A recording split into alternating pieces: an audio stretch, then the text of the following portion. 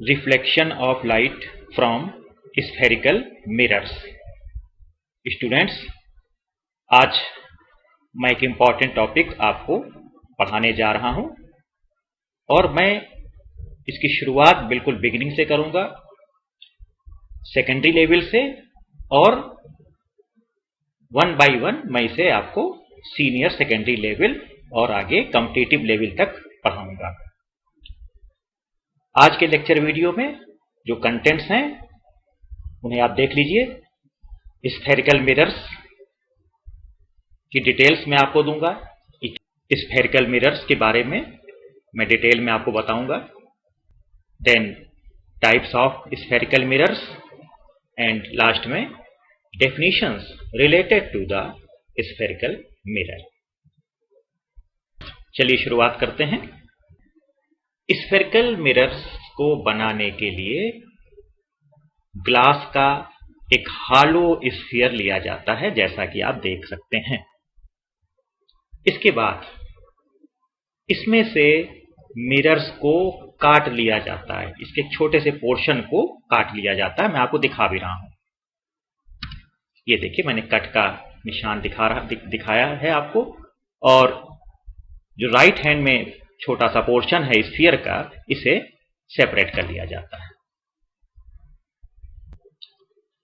इसे spherical surface भी कहते हैं। It is also called as spherical surface. तो अब स्फेरिकल सरफेस को मैंने सेपरेट कर लिया और इसको आप, ये मैंने यहां पर 2D में दिखाया है। अगर आप इसको 3 डायमेंशनल व्यू देखना चाहते हैं तो वो भी मैं आपके पास उपलब्ध करा रहा हूं, देखिएगा।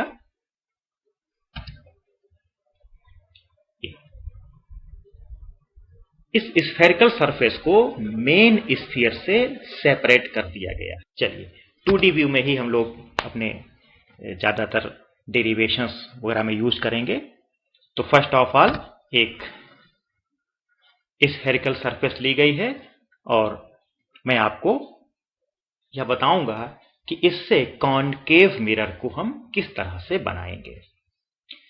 तो स्फेरिकल सरफेस ले ली गई है। इसमें 2 तरह की सरफेस होती हैं। बाहर की ओर है उसको आउटर स्फेरिकल सरफेस कहा जाता है, आउटर कर्व्ड सरफेस कहा जाता है, जबकि अंदर की ओर जो सरफेस है वह इनर कर्व्ड सरफेस कहलाती है। तो आउटर कर्व्ड सरफेस पर ध्यान दीजिएगा। स्फेरिकल सरफेस की जो आउटर सरफेस है, आउटर कर्व्ड सरफेस है, इस पर सबसे पहले सिल्वर की एक लेयर लगाई जाती है। आप एक बार देख लें, आउटर कर्व्ड सरफेस और इसके ऊपर एक लेयर लगा दी गई। यह लेयर इनफैक्ट सिल्वर की होती है। Outer curved surface is coated with silver. अब सिल्वर लेयर ऐसे ही मिरर तो ये वर्क करने की तरह बन जाएगा, बट ये जो सिल्वर लेयर होती है ये डैमेज हो जाती है समय के साथ। तो इसको प्रोटेक्ट करने के लिए इसके ऊपर रेड ऑक्साइड की कोटिंग की जाती है। रेड ऑक्साइड एक पेंट जैसा होता है, इसकी कोटिंग कर दी जाती है, तो आपकी सिल्वर लेयर जो है वो प्रोटेक्ट हो जाती है। तो आप देखेंगे ये पूरी कोटिंग जो की गई है, यह स्फेरिकल सरफेस की आउटर कर्व्ड सरफेस पर की गई है। Outer curved surface is first silvered and then coated with the red oxide to protect the silver layer. अच्छा, ऐसा करने से क्या हुआ? ऐसा करने से जो इनर कर्व्ड सरफेस है, ध्यान दीजिएगा, inner curved surface becomes a reflecting surface. तो इस तरह से यह जो एक स्फेरिकल सरफेस थी वह एक कॉनकेव मिरर में कन्वर्ट हो चुकी है। अब मैं आपको बताऊंगा कि कॉन्वेक्स मिरर कैसे बनते हैं। तो पूरा प्रोसीजर सेम है, यही है, केवल जो आपने सिल्वर की लेयर लगाई थी, देन रेड ऑक्साइड की कोटिंग की थी, ये पूरा प्रोसीजर इस बार इनर सरफेस पर किया जाता है। मैं आपको दिखाता हूं। कॉन्वेक्स मिरर, इस बार जो कोटिंग है वो अंदर वाली जो कर्व सरफेस होती है उस पर की गई है। और ऐसी कंडीशन में आप देखेंगे कि जो आउटर कर्व सरफेस है वह रिफ्लेक्टिंग हो गई है और इसे हम कहते हैं कॉन्वेक्स मिरर। तो मुझे विश्वास है कि आपने कॉनकेव मिरर और कॉन्वेक्स मिरर में डिफरेंस को समझ लिया होगा। मिरर से रिलेटेड कुछ डेफिनेशंस मैं आपको बताने जा रहा हूं, इसे आप नोट कर लीजिएगा, कभी कभी एग्जाम्स में ये पूछा जाता है। सो मैंने यहां पर आप देख सकते हैं एक कॉनकेव मिरर लिया हुआ है, क्योंकि आप इनर सरफेस पर देख रहे हैं कि वो रिफ्लेक्टिंग है और आउटर सरफेस पर सिल्वर और रेड ऑक्साइड की कोटिंग की गई है। रिफ्लेक्टिंग सरफेस को मैंने व्हाइट कलर का यूज किया हुआ है, तो आप इससे भी पहचान सकते हैं। A concave mirror, mid point of the mirror is called pole and it is represented by P। अब इसके बाद जो सबसे इंपॉर्टेंट पॉइंट आता है उसे कहते हैं centre of curvature of the mirror.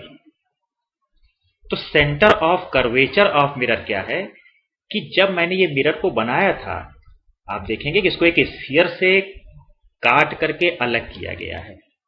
So the centre of that sphere is called centre of curvature of the mirror. मैं रिपीट कर रहा हूं, सुनिएगा। Centre of the sphere the given mirror is a part of which is called centre of curvature. इसको मैं बनाकर दिखा रहा हूं। सो मैंने यहां पर C से इसको डिनोट किया हुआ है, सेंटर ऑफ कर्वेचर। और आप देखेंगे कि यह जो मिरर है इसे स्फीयर से काट करके तो आपने बनाया है, तो इस स्फीयर का सेंटर कहां है देखिए। तो इस स्फीयर का सेंटर ही इसका सेंटर ऑफ कर्वेचर होगा। और आप देखेंगे कि मैंने एरो से दिखाया है, यह इनफैक्ट इस स्फीयर की रेडियस है। तो इसकी तो रेडियस है, लेकिन जब इसी को हम मिरर के लिए डिफाइंड करेंगे तो इसका नाम बदलकर हो जाएगा रेडियस ऑफ कर्वेचर। स्फीयर में यह सेंटर कहलाता है, बट जब आप इसको यूज करेंगे मिरर के लिए तो same point centre of curvature of the mirror कहलाएगा। आप देखिएगा यह मिरर इसी स्फीयर का एक पार्ट है। मैंने आपको बिगिनिंग में भी दिखाया था, मैं दोबारा भी दिखा रहा हूं आपको with the help of animation.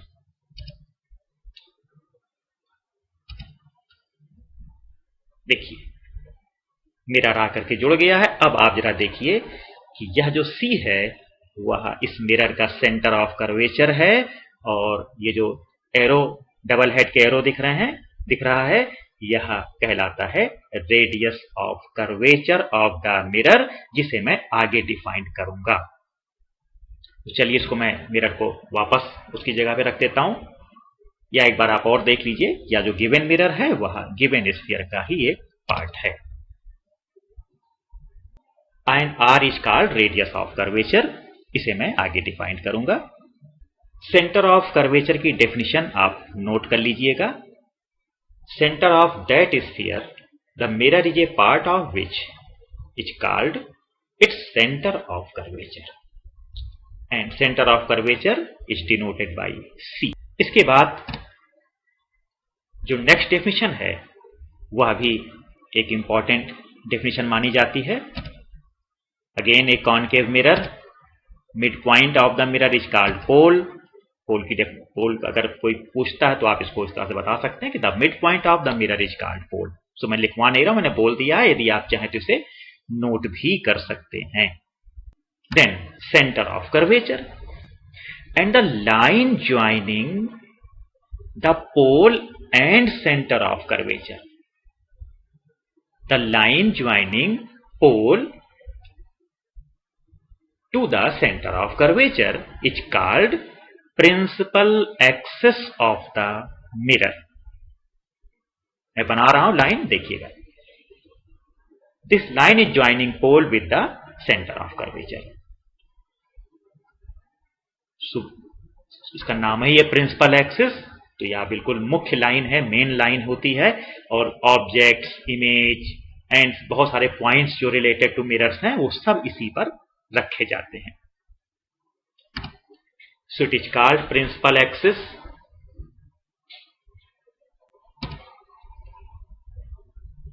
Definition मैंने लिख दी है, आप इसे कॉपी कर सकते हैं. इसे मैंने ग्रीन बैकग्राउंड पर रखा है ताकि आपकी आईज पर स्ट्रेस कम पड़े. मोबाइल में आप अगर देख रहे होते हैं तो कभी कभी स्ट्रेस ज्यादा पड़ती है, तो इसको एक बैकग्राउंड दे दिया जाता है ताकि आपकी आंखों पर स्ट्रेस कम पड़े. तो मैं बोल भी दे रहा हूं, the line joining pole and centre of curvature of the mirror is called principal axis. Next, अब स्टूडेंट्स सेंटर ऑफ कर्वेचर की एक बहुत इंपॉर्टेंट प्रॉपर्टी को आप आज जान लीजिएगा, बिकॉज नेक्स्ट लेक्चर में जब मैं आपको मिरर फॉर्मेशन बताऊंगा तो वहां पर यह बहुत काम आने वाली है. Any line, any straight line passing through the C, यानी कि centre of curvature, it acts as a normal to the mirror. देखिए, एक लाइन मैंने ड्रा कर दी जो सी से पास हो रही है, तो ये जिस पॉइंट पर भी मिरर को टच करेगी उस पॉइंट पर यह एक एज ए नॉर्मल बिहेव करती है.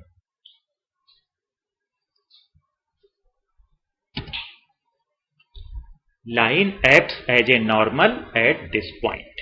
तो अगर आपको इस पॉइंट पर नॉर्मल ड्रा करना होगा तो आपको, या किसी पॉइंट पर नॉर्मल ड्रा करना होगा तो आप उस पॉइंट को सेंटर ऑफ कर्वेचर से जोड़ती हुई लाइन बना लीजिए. इतना ही करना है आपको नॉर्मल ड्रा करने के लिए, and nothing else.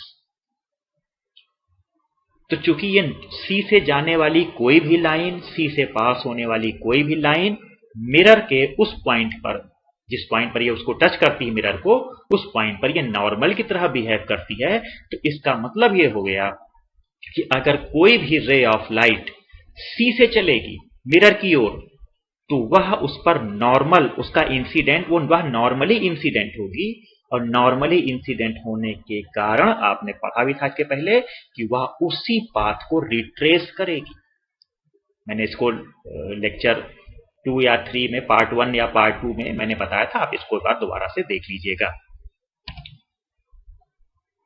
So line acts as a normal at this point. आप एरो हेड से देख सकते हैं, और उसके बारे में मैंने नीचे लिखा हुआ है, इसको भी आप नोट कर लीजिएगा. Any line passing through the centre of curvature incident normally at the mirror. मैं आपको दिखा रहा हूं इस बार. Ray of light is incident to the mirror and passing through the point C. ये देखिए, सी से एक रे मिरर पर आती है, और आप जानते हैं कि सी से चलने वाली कोई भी लाइन, सी से पास होने वाली कोई भी लाइन मिरर पर नॉर्मली इंसिडेंट होती है. तो ऐसी कंडीशन में यह जो रे ऑफ लाइट है यह भी नॉर्मल इंसिडेंट देगी, और रिफ्लेक्शन के बाद यह अपने पाथ को रिट्रेस करेगी. देखिए, इसी पाथ पर लौट आई, यानी सी से जो भी रे चलेगी वो सी से ही पास होगी वापस. तो आपको एक इंपॉर्टेंट बात मिल गई कि अगर आपको मिरर के किसी भी पॉइंट पर नॉर्मल की जरूरत होगी आगे, तो आपको कुछ नहीं करना, केवल आप उस पॉइंट को सी से मिलाती हुई एक लाइन ड्रा कर दीजिए. इस बात को आप नोट कर लीजिए अपनी कॉपी में, आगे ये बहुत काम आने वाली है. इसीलिए जब कोई रे सेंटर ऑफ कर्वेचर से मिरर की ओर चलती है तो इस पर डबल एरो हेड लगते हैं. दोनों डायरेक्शंस में एरो हेड लगाए जाते हैं, क्योंकि ऊपर की ओर जो एरो हेड है वह इंसिडेंट रे को रिप्रेजेंट करता है, और जो सी पर बना हुआ एरो हेड है यह मिरर से रिफ्लेक्टिंग रे को, रिफ्लेक्ट होने वाली रे को रिप्रेजेंट करता है. And the distance between pole and center of curvature is called radius of curvature and it is represented by r. अभी मैं साइन कन्वेंशन आपको नहीं पढ़ाया हूं, तो मैंने यहां पे कोई साइन का यूज नहीं किया है। साइन कन्वेंशन पढ़ाने के बाद मैं आपको बताऊंगा कि यहां पर या जो r से रिप्रेजेंट किया गया है इनफैक्ट या माइनस r होगा। बट अभी आपको कुछ वो बातें बाद में, इसे यानी radius of curvature of the mirror is represented by r, ये ओनली रिप्रेजेंटेशन है, इसका भी कहीं हम लोग कोई क्वांटिटेटिव यूज नहीं करने जा रहे हैं। Distance PC is called radius of curvature of the mirror. इसको डिफाइन कर दूं, आप नोट करना चाहते हैं, मैं बोल दे रहा हूं। Radius of curvature of A spherical mirror is radius of that sphere, radius of that sphere the given spherical mirror is a part of which, the given mirror is a part of which is called its radius of curvature। मुझे I hope कि आप समझ गए होंगे। कोई कठिनाई होने पर आप मुझे जरूर बताइएगा, मैं आपकी कोई भी समस्या होगी तो उसका समाधान कर दूंगा। नेक्स्ट,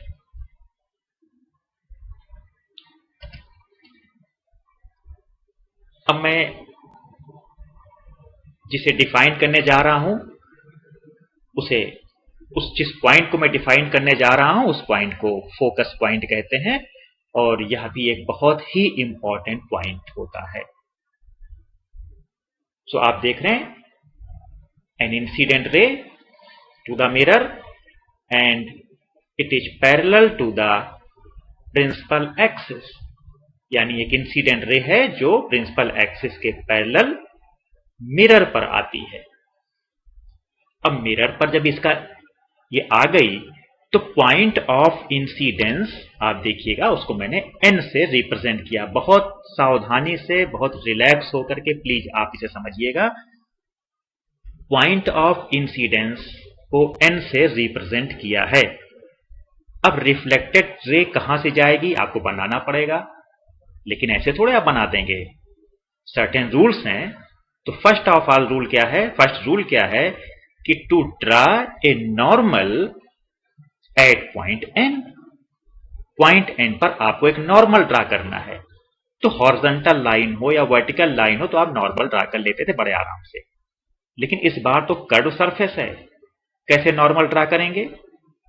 ठीक कुछ समय पहले मैंने आपको बताया था, एक मिरर के किसी भी पॉइंट पर अगर आपको नॉर्मल ड्रा करना होता है तो उस पॉइंट को आप सेंटर ऑफ कर्वेचर से जोड़ती हुई एक लाइन बना लीजिए, वही नॉर्मल की तरह बिहेव करती है। देखिए जो डॉटेड लाइन है, it behaves like a normal to the incidence, to the point of incidence. और आपने जब नॉर्मल बना लिया तो एंगल ऑफ इंसिडेंस भी बना लीजिए। सपोज करिए the angle of incidence is theta, so the angle of reflection would also be equal to theta. इतना ही एंगल बनाते हुए रिफ्लेक्टेड रे मिरर से या नॉर्मल के दूसरी ओर चली जाएगी। ये देखिए, तो रिफ्लेक्टेड रे जिस प्रिंसिपल एक्सिस के जिस पॉइंट पर इंटरसेक्ट करती है, that point is called focus point of the mirror. Angle same है, incident angle of incidence and the angle of reflection both are equal to each other. तो आप देखेंगे रिफ्लेक्टेड रे प्रिंसिपल एक्सिस को point F पर intersect करती है and point F is called the focus point of mirror. तो mirror focus point को आप डिफाइन कैसे करेंगे? When a ray of light travels parallel to the principal axis is incident at the mirror surface Then after being reflected by the mirror, it passes at a certain point of the principal axis. This point is called focus point of the mirror.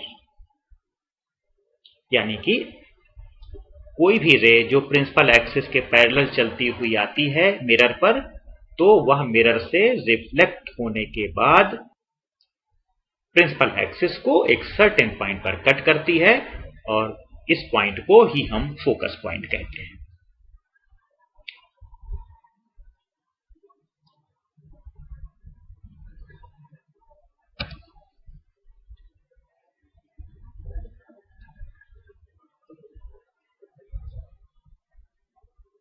अब क्या होगा अगर कोई रे of light focus point से होते हुई mirror पर पहुंचती है? देखिए जरा, तो पॉइंट एन हो गया पॉइंट ऑफ इंसिडेंस, और आप जानते हैं कि पॉइंट ऑफ इंसिडेंस पर first of all normal draw किया जाता है, और नॉर्मल ड्रा करने का तरीका मैंने आपको बताया हुआ है। पॉइंट एन से सी को मिलाती हुई एक लाइन खींच दीजिए और एंगल देख लीजिए इसका, इतना ही एंगल बनाते हुए रिफ्लेक्टेड रे इसके दूसरे डायरेक्शन में जाएगी। यहां थीटा एंगल बन रहा है तो इतना ही एंगल यानी थीटा एंगल बनाते हुए रिफ्लेक्टेड रे चली जाएगी। तो आप देखेंगे यहां पर एक रिवर्सिबिलिटी वाला केस दिखाई दे रहा है कि जब रिफ्लेक्टेड रे के डायरेक्शन में इंसिडेंट रे आती है, जब रिफ्लेक्टेड रे के पाथ पर इंसिडेंट रे आती है तो इंसिडेंट रे के पाथ पर रिफ्लेक्टेड रे जाती है। आप देख सकते हैं इसके पहले वाले डायग्राम में और इस वाले डायग्राम में केवल एरो हेड के डायरेक्शन का ही डिफरेंस है, अंतर है, बाकी पूरा डायग्राम सेम है। तो आपको यह भी नोट करना होगा कि अगर कोई रे ऑफ लाइट फोकस से पास होती है, then after being reflected by the mirror it becomes parallel to the principal axis। मैं इस चीज को दोबारा बोल दे रहा हूं, आप नोट कर लीजिएगा। इमेज फॉर्मेशन में यह बहुत वैल्यूएबल है। तो लिखिएगा, if A ray of light passes through the focus point, then after being reflected by the concave mirror, the reflected ray becomes parallel to the principal axis।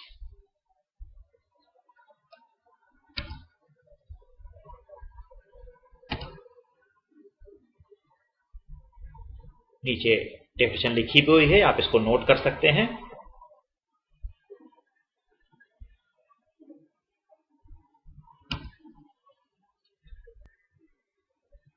आज मैं अपने लेक्चर को यहीं फिनिश करता हूं और मुझे विश्वास है आपको मिरर से रिलेटेड सारी बातें क्लियर हो गई होंगी। किसी तरह का कंफ्यूजन अगर मन में है तो आप मुझे कमेंट बॉक्स में लिख करके बताइएगा, मैं उसे दूर कर दूंगा। And in the next lecture video you will learn about formation of images, जो बहुत इंपॉर्टेंट पार्ट है बाइस्फेरिकल मिरर एंड साइन कन्वेंशन। मैं आपको बताऊंगा कि मिरर में या आगे हम लोग लेंस सिस्टम लेंगे तो वहां पर हम लोगों को एक साइन कन्वेंशन का यूज करना पड़ता है। तो साइन कन्वेंशन क्या है यह मैं आपको बताऊंगा और एक डेरिवेशन में करवाऊंगा आपको, relationship between R and F, where R is radius of curvature of the mirror and F is focal length of the mirror।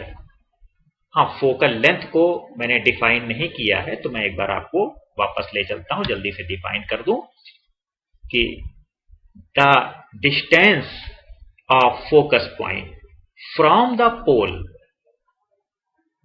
Repeat कर रहा हूं, the distance of the focus point from the pole is called focal length of the mirror. तो इस diagram में आप देखिएगा the distance FP is called focal length of the mirror.